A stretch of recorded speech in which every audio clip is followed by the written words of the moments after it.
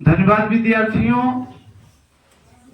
GCT class में आप सभी का स्वागत है। जैसा कि पहले से आप लोग को बताया जा चुका है कि जीसीटी इसका मतलब होता है जनरल कंसेप्ट टॉक, सामान्य जानकारी की बातें। सामान्य जानकारी की बातें की इस कड़ी में आज आप लोग को बताया जा रहा है अपने बायोडाटा के बारे में। आप लोगों को अपना बायोडाटा कैसे लिखना है इसके बारे में पूर्ण जानकारी जो है विस्तार से बताया जाएगा। सबसे पहले जानते हैं कि बायोडाटा है क्या चीज। तो बायोडाटा का सामान्य अर्थ होता है जीवन वृत्तांत। तुम्हारे बारे में एक सामान्य जानकारी, एक संक्षिप्त जानकारी, जिसको हिंदी में जीवन वृत्तांत भी कहा जाता है, उसे लिखने से ये पता चलता है कि तुम्हारे पास जितने भी यांत्रिक या सामान्य जो है तुम्हारे बारे में जानकारियां क्या है वो स्पष्ट होता है। इसकी आवश्यकता कहाँ होती है? जब हम किसी दूसरे व्यक्ति से मिलते हैं तो या वो हमें समझने का प्रयास करता है या हम उसे समझने का प्रयास करते हैं, तो क्या होता है, बायोडाटा के माध्यम से समझा जाता है। जनरली इंटरव्यू किसी एग्जाम को जब पास करते हैं और सामान्यतः सामने किसी पदाधिकारी या अधिकारी से मिलते हैं तो एक इंटरव्यू लेता है, एक बायोडाटा मांगता है और हमें समझने का प्रयास करता है। आजकल मुख्य रूप से समाज में भी इसका कुछ आवश्यकता होती है, खास करके जब किसी विद्यार्थी का बर्तुहारी समान भाषा में जो कहते हो है ना, उसको हिंदी में क्या कह सकते हो? शादी के पहले जो रिश्ता लगता है, तय होता है, उसके पहले जब देख रेख होता है ना, तो उसके पहले जो है उसी कड़ी में इससे गुजरना पड़ता है, निश्चित पूछा जाता है। तो हम बताने का प्रयास करते हैं, आप लोग समझने का प्रयास कीजिए। अगर कहीं कोई दिक्कत हो तो आप लोग बात कर सकते हैं, कृपया शांति बनाए रखें, समझेंगे। तो लिखते हैं, आप लोग चाहे तो लिख सकते हैं बायोडाटा। इसका हिंदी क्या होता है? जीवन वृत्तांत। एक अभी तक का जिंदगी जो कोई विद्यार्थी जी चुका है उसके बारे में जितनी सारी घटनाएं हैं सामान्यतः इससे पता चल जाता है।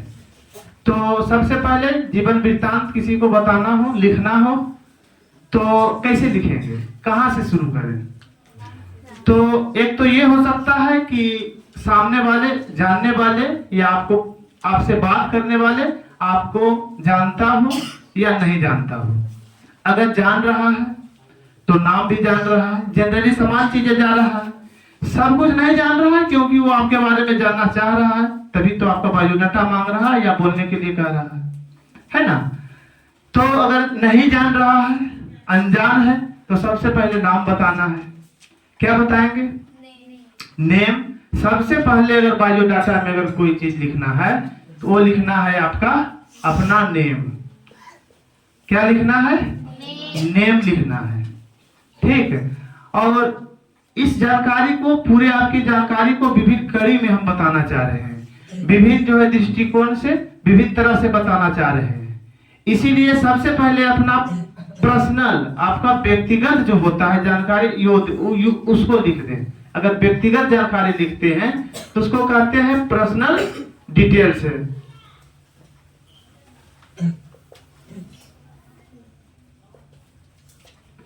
पर्सनल डिटेल्स है ना। पर्सनल डिटेल्स अगर आप लिख रहे हैं तो पर भी थोड़ा सा ध्यान दीजिएगा, देखने में अच्छा लगेगा। कौन सा सेंटेंस या शब्द कहां से हम लिख रहे हैं इस पर भी ध्यान देना है। पर्सनल डिटेल्स में आपका नाम हो गया तो आप लोगों को अपना नाम भर लेना है। उसके बाद क्या लिखना है? डीओबी बता दीजिए। डीओबी, डीओबी का मतलब क्या होता है? Date of birth. Date of birth को क्या कहते हैं? जन्म तिथि। डेट ऑफ बर्थ को क्या कहते हैं? जन्म तिथि।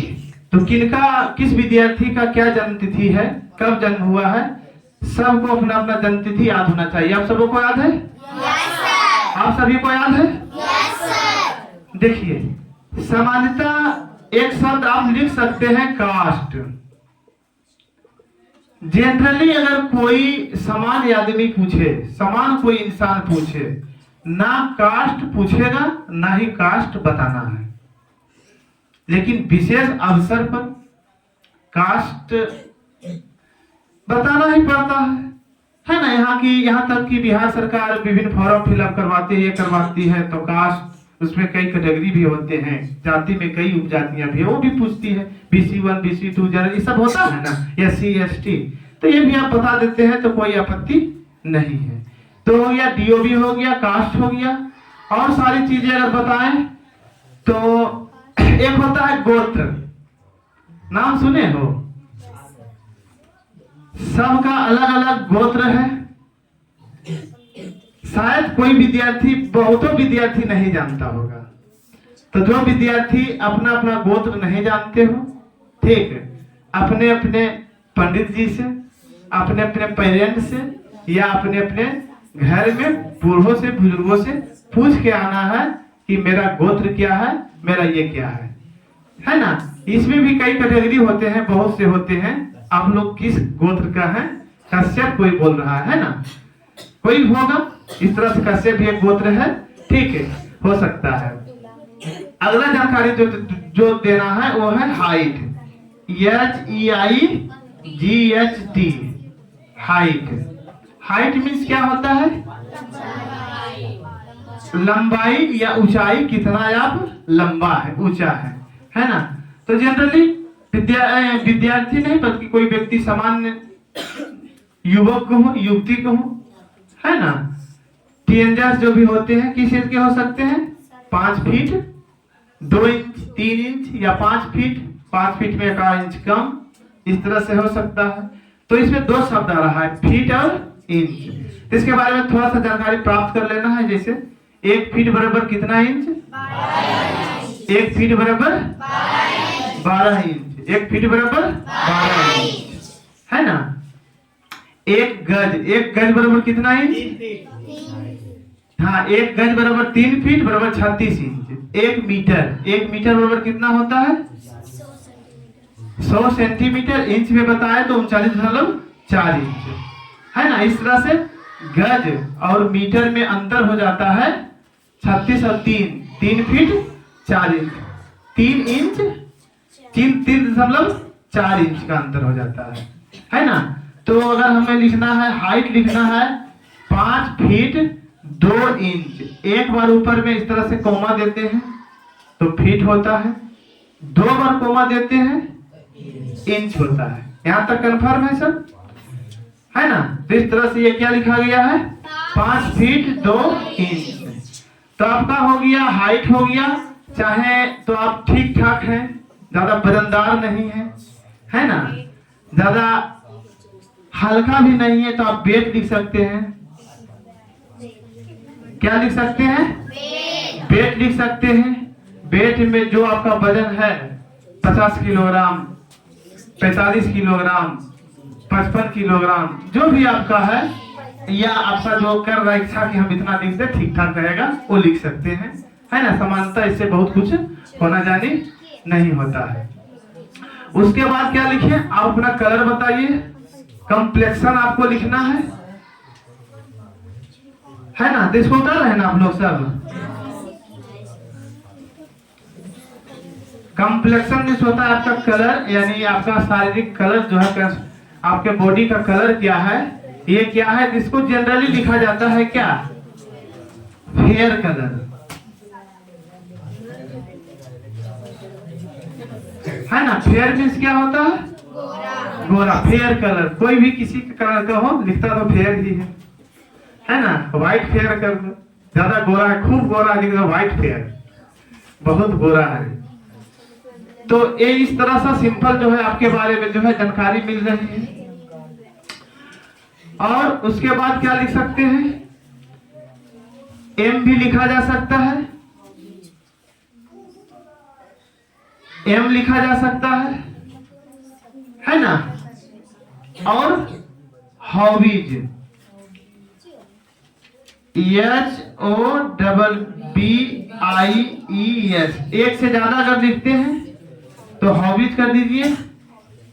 एम, अगर एम तो एक ही खास करके एम एक ही बताना है, अन्यथा दिक्कत हो जाएगा। हॉबीज में एक से ज्यादा भी कर सकते हैं। एम, एम क्या है, हॉबीज क्या है, इसके बारे में हम डिटेल से बताते हैं, है ना। तो सभी विद्यार्थी प्रयास कीजिए इसको लिखते जाने का, अन्यथा फिर मिटाएंगे तो दिक्कत हो जाएगा। और इसमें एक दो चीज है, अगर यहाँ नाम लिखे हैं तो यहाँ सेक्सुअल कंडीशन ये बता सकते हैं। सेक्स, सेक्स मीन्स क्या होता है, लिंग, है ना। मेल है या फीमेल है ये भी भर सकते हैं आप, मेल या फीमेल ये भी भर सकते हैं। और आप कहाँ के रहने वाले हैं, नेशनलिटी क्या है ना, तो ये भी लिख सकते हैं आप। अगर साइड में बहुत ज्यादा जगह अगर बच रहा है तो साइड में भी लिखिए, अन्यथा नीचे लिखिए, वो कैसा कागज है उस पर निर्भर करता है, ठीक।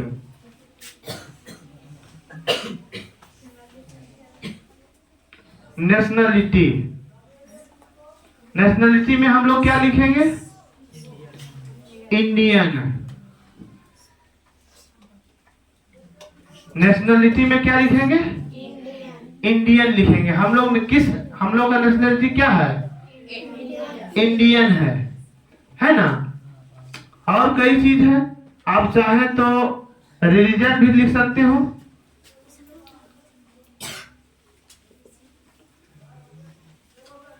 रिलीजन यानी आपका धर्म क्या है, हिंदू है, मुस्लिम है ना, हिंदू या सनातन ब्रैकेट पे कर सकते हो, ठीक। और उसके बाद क्या लिखोगे, अब व्यक्तिगत डिटेल्स में ये भी डाल सकते हो, ब्लड ग्रुप, तुम्हारा ब्लड ग्रुप क्या है,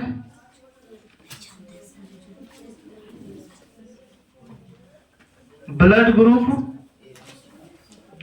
ब्लड ग्रुप क्या है, A प्लस, है ना, बी प्लस, इस तरह से जो भी ब्लड ग्रुप है। ये तो चिकित्सीय जानकारी की जरूरत है, डॉक्टर से चेक करके लिखाना है। जनरली जानकारी ये सभी होना चाहिए ताकि वक्त पर काम देता है, ठीक। और क्या लिख सकते हो, बताओ, कुछ बताओ अपना जो कि व्यक्तिगत तुम्हारे बारे में जानकारी मिल जाए। लैंग्वेज नाउन,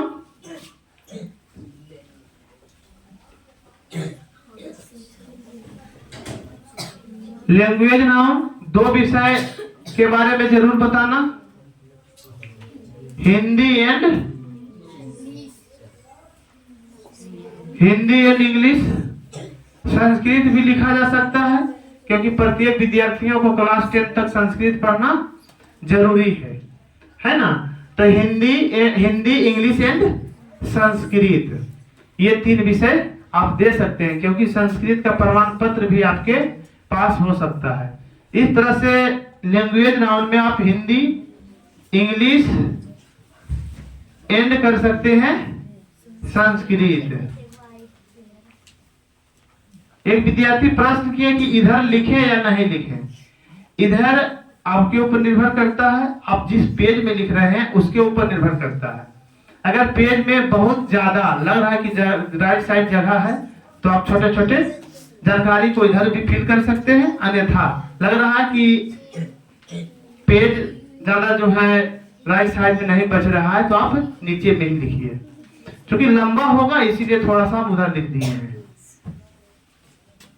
कोने में अगर आप बायोडाटा अपना बनाते हैं तो कोने में है ना फोटो, अपना फोटो भी आप चिपका सकते हैं। तो इस तरह से इतना जो जानकारी हुआ ये विशेष जानकारी नहीं हुआ, ये जानकारी हुआ आपके बारे में एक सामान्य जानकारी हुआ, है ना। इतना आप लोग लिखिए, लिखने का मौका देते हैं। अभी और इसी में लिखाना है, पर्सनल डिटेल्स में जो है और अभी बताएंगे। इतना तक रहने देते हैं, आप लोग लिखिए आराम से। तो देखिए अब आगे यहाँ तक आप लोग नोट कर लिए होंगे, है ना। इसके बाद आप लोगों को बताते जो है वो अभी भी है पर्सनल डिटेल्स ही है। क्या है? पर्सनल डिटेल्स है, लेकिन पर्सनल डिटेल्स में जो आएगा, जो जानकारी आएगा वो एजुकेशनल क्वालिफिकेशन यानी शैक्षणिक योग्यता के बारे में। तो उसी के नीचे में पर्सनल डिटेल्स जो चल रहा है आगे, उसी के नीचे में लिखना है एजुकेशनल क्वालिफिकेशन।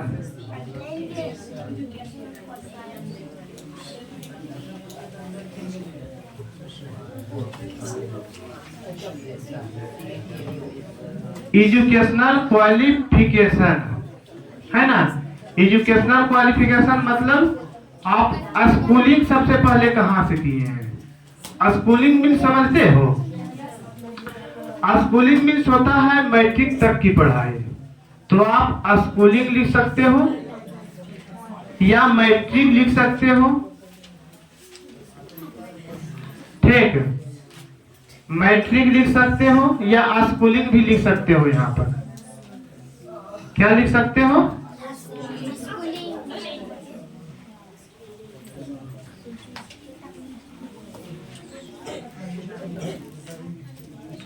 स्कूलिंग या मैट्रिक, दोनों में से कोई एक लिखना है। तो मैट्रिक आप कहां से किए हैं, कौन से बोर्ड है, ये सब के बारे में जानकारी देना है। तो बिहार बोर्ड का होता है BSEB Patna, Bihar school education board, Bihar विद्यालय परीक्षा समिति। बिहार विद्यालय परीक्षा समिति पटना है, जो हम लोग राज्य सरकार के द्वारा संचालित एक संस्था है ना। हम लोगों को सर्टिफिकेट देती है, प्रमाण पत्र देती है, ठीक। इस तरह से कई है, सेंट्रल सरकार का भी है, जैसे CBSE है और कई है ना। इग्नू है, ओपेन से जो है। तो इस तरह से किसी से भी आप करते हैं तो उसकी जानकारी देना है। मैट्रिक किए हैं BSEB पटना बोर्ड से किए हैं, कितना मार्क लाए हैं। मान लिया जाए कि आप 400 लाए हैं, 400 बाई 500 आप लिख सकते हैं। इसका मतलब 400 प्राप्त किए हैं 500 में। परसेंट की बात करें तो 80% मार्क आप प्राप्त किए हैं। डिवीजन चाहे तो लिख सकते हैं, है ना, या यहीं पर कर दीजिए। आपका बहुत अच्छा रिजल्ट नहीं है, कम है, ठीक ठाक नहीं लग रहा है कि आपको कि हमें ठीक ठाक है, केवल फर्स्ट डिवीजन है, तो चाहे लिख सकते हैं फर्स्ट डिवीजन। 1ST मीन्स क्या हो गया? फर्स्ट DIV के डिवीजन। लग रहा है कि नहीं बहुत अच्छा मेरा है, दर्शा दीजिए ना। 400 अंक है ना, 80%। 500 नहीं भी लिखते हैं तो 80% 400 अंक हुआ, तो सामने वाला समझ जाएगा कि 80% है तो टोटल 500 का है। या 400 बाई 500 भी आप कर सकते हैं, ये बताना है। मैट्रिक हो गया। फिर आप इंटर आप कहां से किए हैं? कंटिन्यू बिहार बोर्ड से ही किए हैं, तो BSEB पटना ही कर सकते हैं, है ना। कोई दूसरा बोर्ड चेंज किए हैं तो उसमें डिवीजन क्या है? फर्स्ट डिवीजन ही है ना। उसमें कितना मार्क्स लाए हैं? मान लिया जाए 350 लाए हैं। कितना परसेंट हुआ बताइए आप लोग? 7×5 = 35 है ना, 70% हुआ। ये हो गया ना। तो इस तरह से ग्रेजुएशन अगर कंप्लीट हो गया है तो ठीक है, नहीं हुआ है तो भी ठीक है। और चाहते हैं लिखने के लिए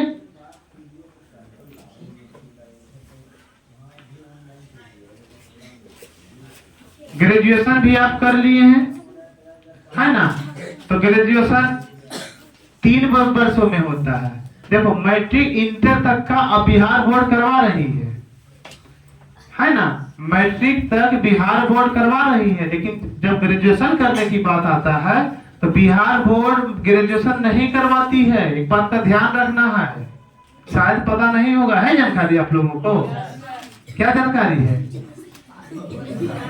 ग्रेजुएशन जो है बिहार बोर्ड नहीं करवाती है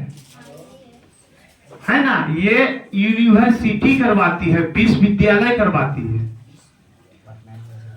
तो आप कौन सा यूनिवर्सिटी से है? मगध यूनिवर्सिटी है, पटना यूनिवर्सिटी है, भागलपुर यूनिवर्सिटी है, वहां वो लिखना है ना। अगर आप पटना यूनिवर्सिटी है,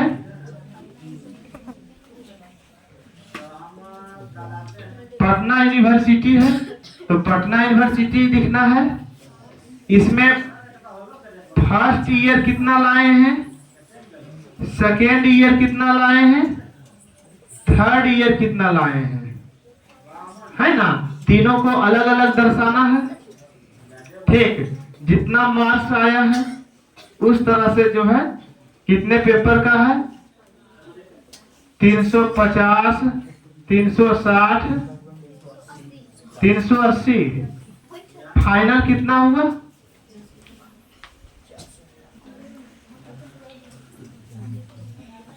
फाइनल रिजल्ट फर्स्ट डिवीजन तो होगा ही, कितना परसेंट हुआ जोड़ जाड़ कर निकाल देना है। जितना आया उतना परसेंट, है ना, सबको जोड़ के जितना है उससे भाग देना है, गुना 100 करना है, जो आएगा फाइनल जो है रिजल्ट हो जाएगा। पास परसेंटेज जिसको कहते हो उतना हो गया।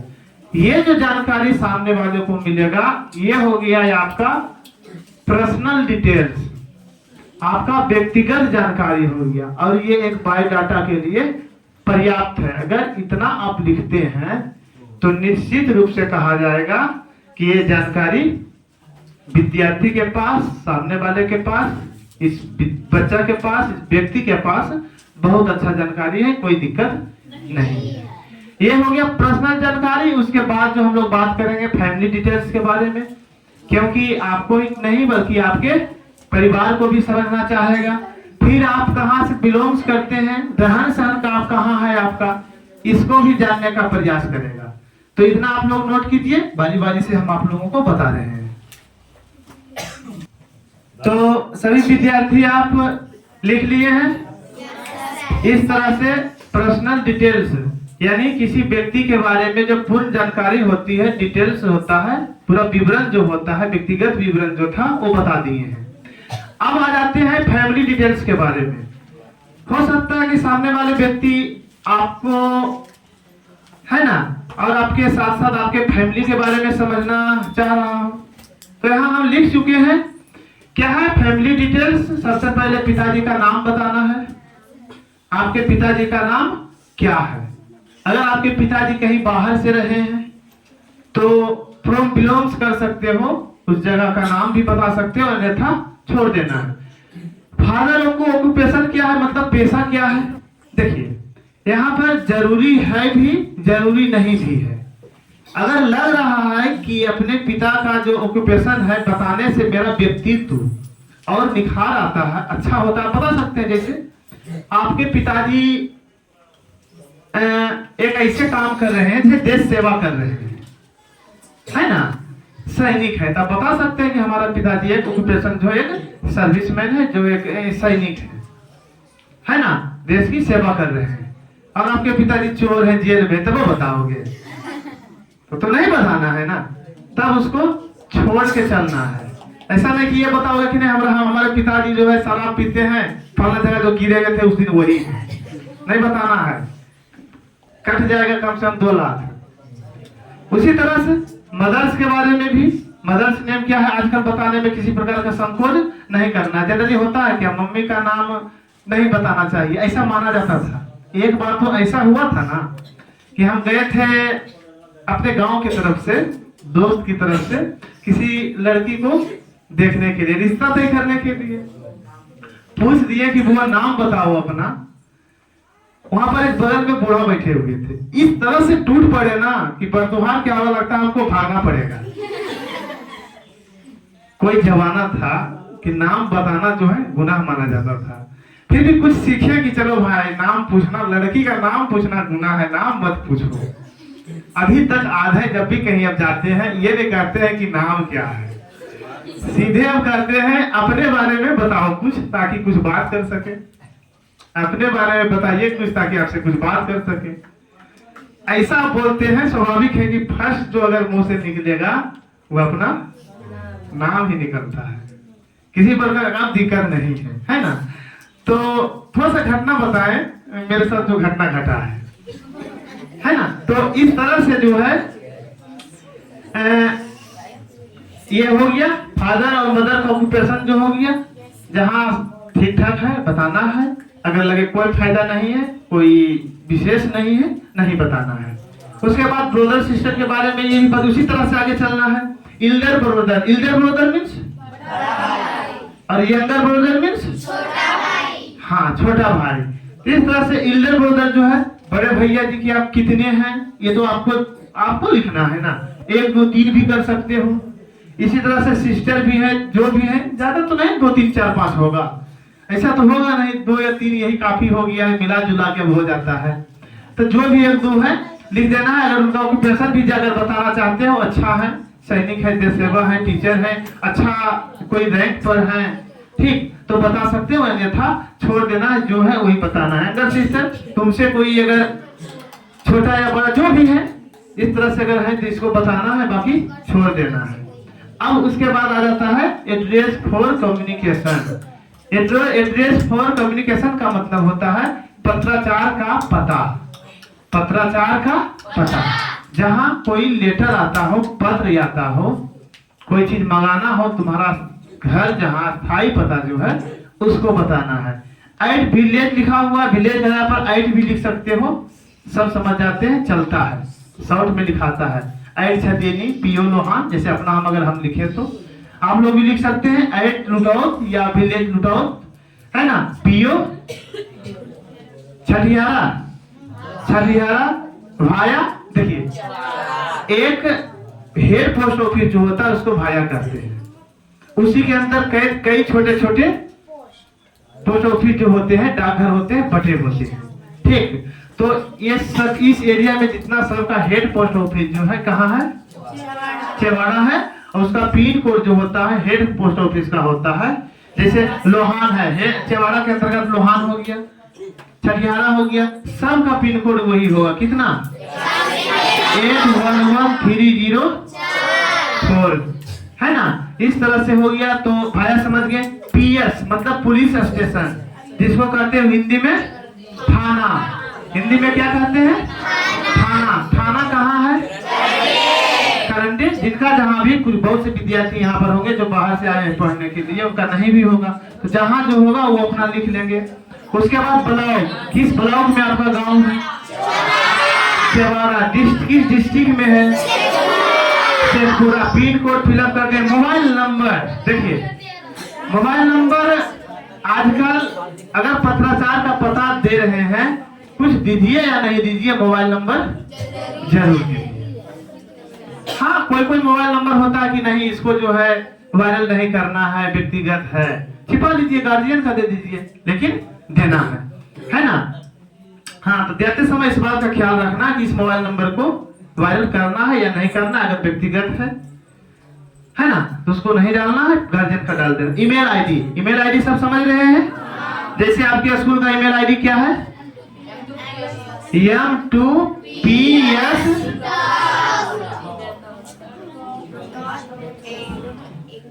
लुटौत, M2PS लुटौत @gmail.com। और एक चीज और अभी प्रचलित हो गया है, YouTube चैनल, है ना, YouTube चैनल। तो ये मेरा एक व्यक्तिगत YouTube चैनल भी है, स्कूल का भी है, M2PS लुटौत पर जाओगे, है ना, या कारू सर ऑफिशियल,